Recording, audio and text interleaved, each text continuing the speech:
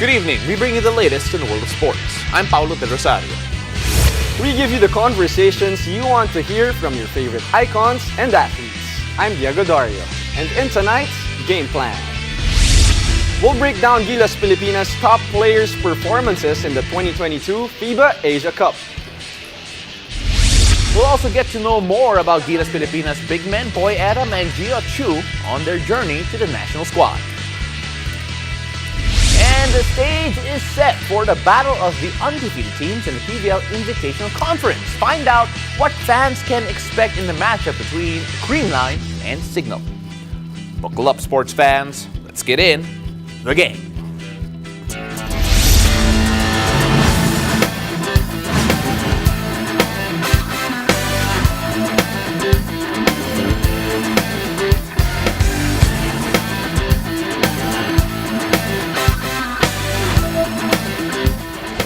The Philippines was unable to secure a ticket to the quarterfinals of the 2022 FIBA Asia Cup. While their ending was unfortunate, there were several bright spots in their Asia Cup stint. Now, to talk more about the silver linings of Gilas Pilipinas, we have our silver lining, our basketball analyst, because he's here. Former Gilas Pilipinas member Isaac. Go, Isaac, first of all, get well soon. Thank you. Thank you very much Welcome back to the studio. hopping on over here. Actually, this is part of his therapy, going to the studio. Yeah, this is mental health. It's great for mental health. And also. siyempre, I have to make the effort because it's your birthday Okay, today. So the siyempre, birthday happy boy. birthday, Pao. Thank you. But let's focus muna dito sa Gilas kasi syempre, a lot to talk about. It's been talked about a lot. So I think it's safe to say that we're all disappointed that they did not make it to the next stage, to the beyond the knockout stages. And still, even though we're all disappointed, there's still a lot of good things to talk about, especially when you look at the young talent. Let's start first with Kiambao, who I'm so excited to see in green and white. Yeah. By the way, what's so special about it? Honestly, I'll put it out there. I did not know how good this kid was. Yeah. Because personally, all I heard about was he was going to go to the South and he got the MVP, finals MVP in the UAP Juniors over Carl Tamayo. So that says something. But Yeah. I watched him play.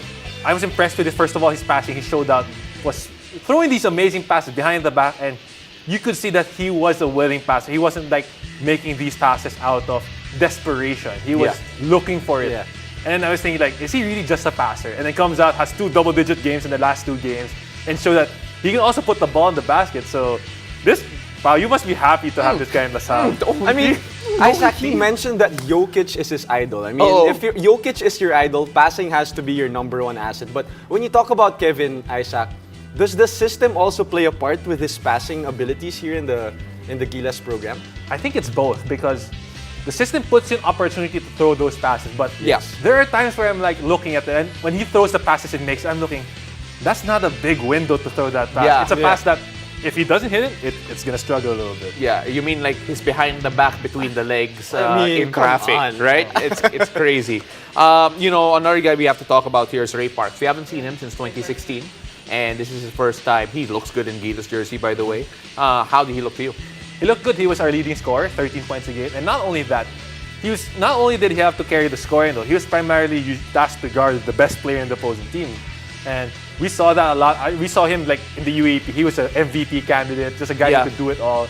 And it's tough because when you think that when you get stars that they'll be the guy, but at the same time when you build a national team like this, you have to buy into the role. You have to buy into the system, and you can see that Ray can do both. He can be the offensive guy at the same time he can lock down defenders and create a little bit. And I think it's really his versatility that works here for Gilas. Can play off the catch, off the dribble. But let's talk about another vet in this team. Yeah. Kiefer Ravena has been great, especially leading the team against tougher opponents. He had a great game against New Zealand and also against Japan. When you're trying to build a team and you're seeing these challenges, you want to find players who step up to the opportunity when you face bigger games, bigger opponents. And Kiefer's done that. And Kiefer, we of course didn't play well his first game. Yeah. But as the tournament progressed, as he faced tougher opponents, we saw a different Kiefer. We saw him take charge, step up. And it's those type of players you need because eventually when you go forward and you look back, these games aren't gonna get any easier. They're only gonna get harder. Let's talk about the Ravenna. So go to the younger one here, si Danny. Si 30. And then when you have 30, a lot of people were worried because of his bad fall. Thankfully, he's okay. And, we can put that all behind us. But then his ability to come back and really fight. A lot of intangibles to like when you talk about 30. First of all, at first I felt sorry for the floor when 30 fell, but that was a bad fall, and I think it takes a. You saw him smiling after being in the wheelchair, but not a lot of guys can come back from a fall like that because it looked brutal. He hit his head first floor, and you gotta give credit to 30 for stepping up, buying in, and that I noticed in the second half he was a little bit more conservative with his drives, being a little bit smarter because he knew that he had to manage that, but at the same time he wanted to be out there, he wanted to play, and I like the line says, we're only 12 here. I don't want to be that weak. I don't want to be that guy. Yeah. And Isaac, you played with 30, I mean, in Ateneo and also here with the Gilas program. But what makes 30 special when it comes to, being a role player and also being the lead guy? Because that's what he was in Ateneo. I think number one, he's got that too. You see him, man. He's a physical specimen. Yeah. Not only that, on top of that, he puts in the work. This guy works out a lot, puts in the work for the skill, even watching video. And being a combination of all that, that's why he's able to do the things he does. See, Poy Erram, the last player we're going to talk about here, obviously a lot of people raised eyebrows because Poy was coming back into the fold. But then when he was there, he provided something that others couldn't in that lineup, which was rim protection. And he was such a big part of that group.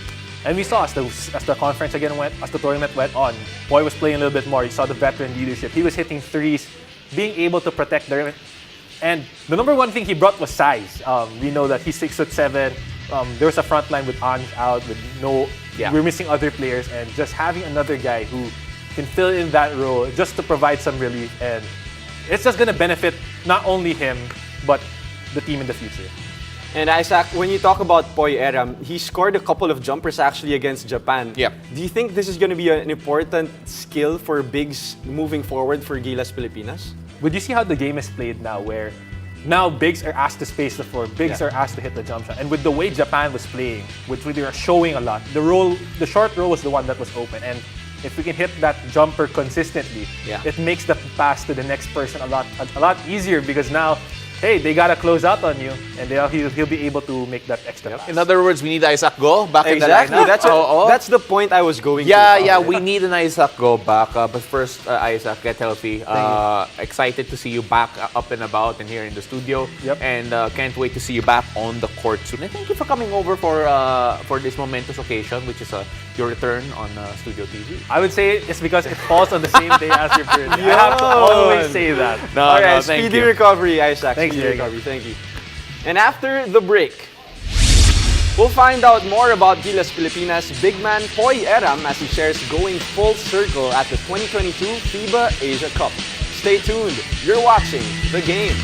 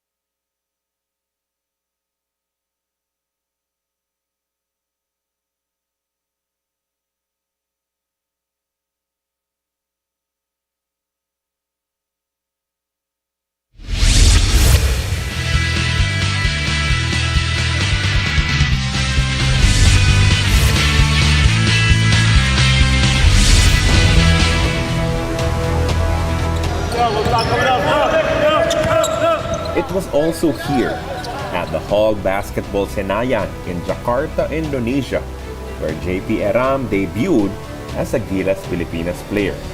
Short on options, the team had to dig deep with a fresh batch of players joining the squad for the first time to compete in the Asian Games. Back then, this was the venue where the basketball tournament was held, but now it's one of the practice venues for the FIBA Asia Cup. Before the competition in 2018, Erram told everyone who'd listen that he'd make the most out of the opportunity and give everything he had to help Gilas. In the quarter-final game versus Korea, he showed exactly what he meant. One thing na naalala ko against Korea, I think everybody knows kung ano nangyari sa akin. Pag-guide ko sa bola, dun sa area na yun, tumama yung mukha ko, and then it cost me my teeth sa harap. Apat yun. Pero yun nga, wearing the jersey, in front of me, hindi ko na inisip kung ano pwede mangyari. Siyempre, I wanna win for my team, and kaso yun lang, kahit na nga discussion namin yan. But at least we gave our all, everyone on that team before sa Asian game nangyari ngayon. Talagang ginawa namin yung nakakaya namin. This would be the hallmark of Erram's stint with Gilas. As long as he gets the chance to compete for the country, nothing is off limits, even his general well-being. For the Gilas Center, this is not entirely new, as he has had this kind of mentality for much of his basketball career. Play your hearts out, kahit anong mangyari masama, ganyan. Siguro nangyari lang, nasa bigger stage na ako, bigger scale, kaya mas napansin ng ibang tao.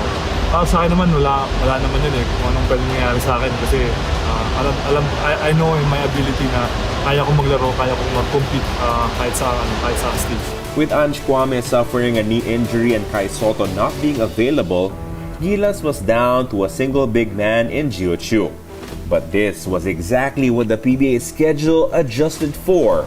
As the TNT Tropang Giga ended their elimination round campaign in the Philippine Cup, Erram chose to join Gilas with his TNT head coach Chot Reyes. This entailed a lot of sacrifices as he had to practice with his PBA team and the national team on the same day. Now with his TNT teammates resting up and gearing up for the playoffs, he is busy manning the paint for the country. Erram knew it was not going to be easy, but his answer to the question if he was up for it definitely was. Yes agad, automatic yes agad. Hindi na namin kailangan pag-usapan ng wife ko kasi alam naman niya kung ano ko as a player, alam niya kung ano kaya ko ibigay sa team, ganyan. And then I'm blessed every time na they ask about my name, kung available ako sa Pilipinas, sa Gilas Pilipinas.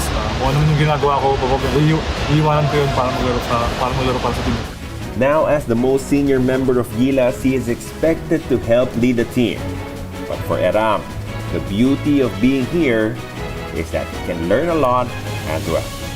Sobrang maganda yung relationship sa kanila. And then they push me every single day, and then kung sila kasama kasi may natutunan sila sa akin, nakikinig sila sa akin. And then ganoon din, meron akong bagong natututunan sa kanila kasi yung generation nila talaga magaling na talaga sila lahat kailangan pa lang ako personally kailangan ko pa i-improve day in day out. Sila coming out of college, iba first year pa lang sa Gilas na yung experience sila compare sa akin nung edad ko pa lang sila para malayo pa, so marami akong tututunan. And then I'm blessed na napasama ko sa team na to kasi yung experience, yung turo sa'yo ni Coach Nena, ni Coach Shot, ang mga batang ko. Sila 30, galing Japan, naging teammate ko na before. Pero ngayon, mas nalalaman ko kung anong experience nila sa Japan, si Keeper, si Rere, share nila sa bawat isa sa team na to. Ang Pilipinas!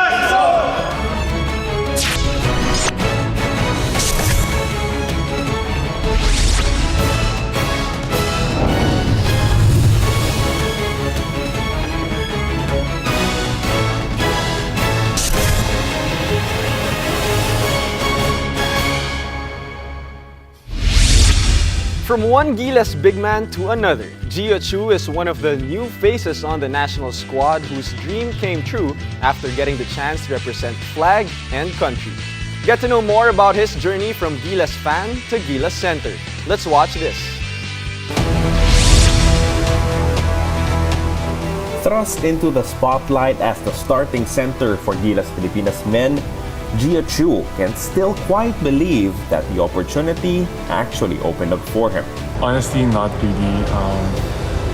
I remember when I was a kid, I was watching the Olympic qualifying tournament here in the Philippines against France. As a kid, syempre, just yun naman talaga yung dream mo, is like to represent your country na higher level. So that time I was like, uy, just watching them. And then now, parang I got the opportunity to represent my country at this level. Yun, di naman talaga siya na-expect eh, pero I'm like super blessed and lucky lang for the opportunity given. And sabi nga nila, di ba, ang dami ang mga Filipinos out there na wants to put that jersey on, and I'm just lucky enough to be part of the team.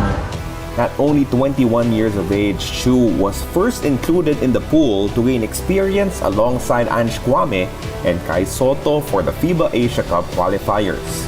Yung time na syempre we had Ange, we had Kai, so parang the five guy, yung 5 spot was really parang compete pa, kumbaga, like they're tall and they're really, what you want from a 5 guy.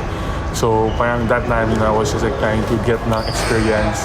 Like I didn't have to do that much naman kasi syempre it was them who's really playing, and just me, I was like just watching them lang, so how they play and how I could improve. And syempre with the opportunity na given naman that time, I was able to play some games. So I was just like, it's more on just like, looking at what I can improve on that level. And yun, so parang, having them, so malaking tulong rin kasi they really help me, like they tell me what I should, work on or what I should continue to develop. Unfortunately, Ange Kwame suffered a knee injury that knocked him out of the last World Cup Asian qualifiers window and the FIBA Asia Cup as well. With Kai Soto chasing his NBA dream at the same time, it left Chiu all alone at the center spot. So when I found out na Ange had his yung sa knees niya, syempre I was really sad kasi syempre we had may group na kasi may pool na eh, so parang it was really okay na lahat. And then when we found out about Ange, syempre it was really sad for us, but syempre at least panatag na rin kami na it didn't get any worse yung case niya. But yun, the pressure naman, it's always there naman. Siyempre you're competing for your country, so pressure will always be there, but you just have to enjoy. And with the help naman of our coaches, they really guide us, and my teammates, they just try to help each other. The young center knows that everything he experiences in this regional tournament, both the good and the bad, will be beneficial for him as he builds his basketball career. From a fan watching in 2016 to a starting center in 2022, the leap has been big already, but there remains to be many other possibilities for Chiu. With competing against yung mga top players in our region, of course, it's going to be a great experience for me. It will really help me evaluate and assess myself and on the things I really have to work on. And just being able to play against them, yung mga dating pinapanood ko lang right now, and now I get to play against them. So, just really lucky to be here.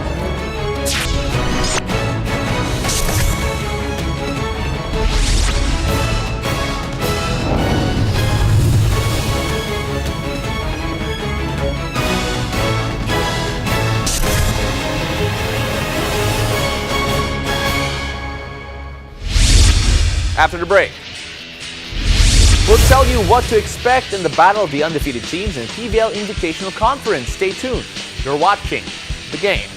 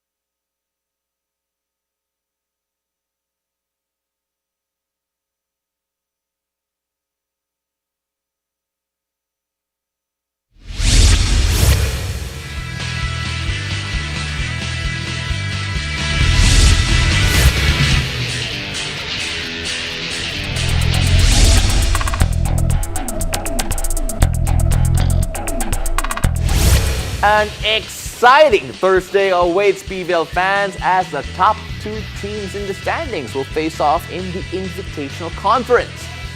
That's right, the Creamline Cool Smashers are set to take on the Cignal HD Spikers, who are on a 3-game win streak of their own. Both teams have no losses so far in this conference. And actually, itong Creamline, they haven't lost in quite a while, and let's see what happens there. But what can we expect ahead of tomorrow's matchup at the Santa Rosa Sports Complex? Let's bring in our PVL analyst, fresh from his debut, getting ready for it. Ish Polvorosa. Ish, kamusta? I'm good, I'm good. Welcome Thanks to for the having game. me. No, it's a pleasure having you over, and of course we're a big fan of your fit right now. We're gonna see that all over I your am social loving it, media. Cignal and Creamline, both teams undefeated. Creamline a bit longer. The last time they Yeah. lost was when they actually lost the championship. What's Yeah. the difference between the two now? Well, you just mentioned it, their championship experience. Last conference, they were undefeated. Yeah. And with the Cignal team, up until the elimination round, they were also undefeated. But Yeah. come semifinals, they were so unfortunate and they didn't make it to the final round with Creamline. Actually, a lot of people were thinking that these two could be a finals matchup before Cignal fell off in the. Well, Cignal fell off, and then when you have the experience, as you mentioned, of Creamline, itong Cignal, do they look different this time around in terms of this year, that they could feel more confident about their record so far? I think it's their first year competing together as a team sa PVL. Yeah. With this franchise. They're getting comfortable with playing against these teams from the PVL franchise. And just like what I mentioned before, they played against Creamline, against these same teams last Yeah. conference, and they swept the elimination round in their bracket. But then this time around, it's just a single bracket. All of them are gonna play each other, just a single round robin. So this is a very different kind of setup for both Familiar these na. teams. Yeah, familiar na sila. Yeah. And as we talked about the teams in general, now let's talk about the players. And you want to mention the battle of the open hitters. And it's going to be a tough matchup because Gemma Galanza and Eliza Valdez for Creamline, and then Rachel Dakis and Ces Molina for Cignal. Yeah. Actually, I want to highlight that 4 of these ladies already played for the national team. Yeah. Malaking experience yon for all of them actually. And recently, Gemma Galanza played for the Philippines in the 2021 Vietnam SEA Games. Pero it was just held this year. Yeah. This was postponed. So I think Eliza Valdez with her usual form against Rachel Andakis, and of course Ces Molina. Actually, she also played for the team, for the Philippine team, nitong Vietnam SEA Games. So I think this is really gonna be a good matchup, especially sa scoring department, because these 4 ladies can actually score from all sides of the court, from the back line, from the open pins, and from the opposite pin. So I think it's more of the setters right The now. setters are going to be an issue. So that brings us to our next point, because the battle of the setters is going to be interesting. You're going to be looking at Gia and Jel Cayuna. Jel missed a bit of time due to health and safety protocols, but then she's special because she's a setter who can score. Yeah. Gia is special because she's Gia. I mean, like we She's all amazing. know what both these ladies could do. See, Yeah. Jel is a bit of a, I guess, has had a coming out party as of late, even dating back to last conference. What can you tell us about these two girls? Jel Cayuna, of course, the reigning and defending best setter awardee from the last conference. And of course,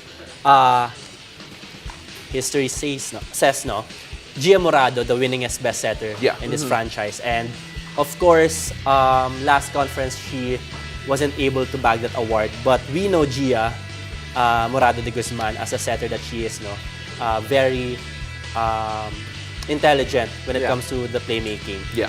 Right now, she has very good wing spikers in Eliza Valdez, Gemma Galanza, and of course, UP alum Tots Carlos, who's improved a lot from her college days, like a lot. Yeah, no, that's an understatement, but yes, go on.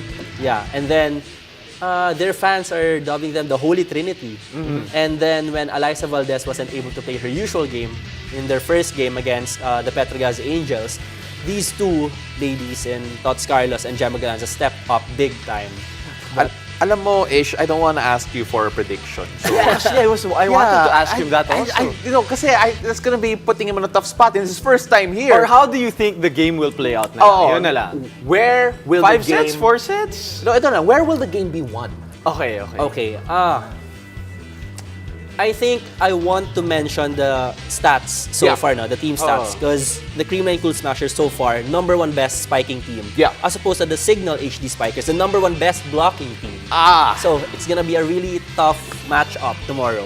So really, it's sinong papalag? The spiking or the blocking? Yes. And that's gonna be really interesting. Ish, you're fantastic. Can't wait to hear more of you in the games and have you hear more in studio. Thank you very Yes. much for coming Thank you so over. much. And you set the bar high in terms of your fit. I know. So, I'm about to wear white pants also. I cannot. I Should we do it together? No, let's not. Yeah, Okay, try no. it for fun. Oh, Ish, okay na ako. All right, Ish.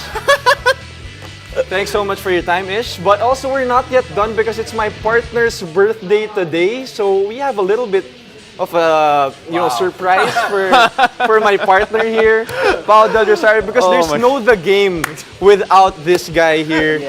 Happy birthday to you, my guy. Thank you. Birthday to you. Dex, thank you. So guys, make sure to greet Pao when you see him. Belated happy birthday when you see him tomorrow. And thank you guys for joining us. I'm Diego Dario. And Paulo Del Rosario. Wait, let me blow this out. Okay, look at it, blew out. And this has been The Game. Guys.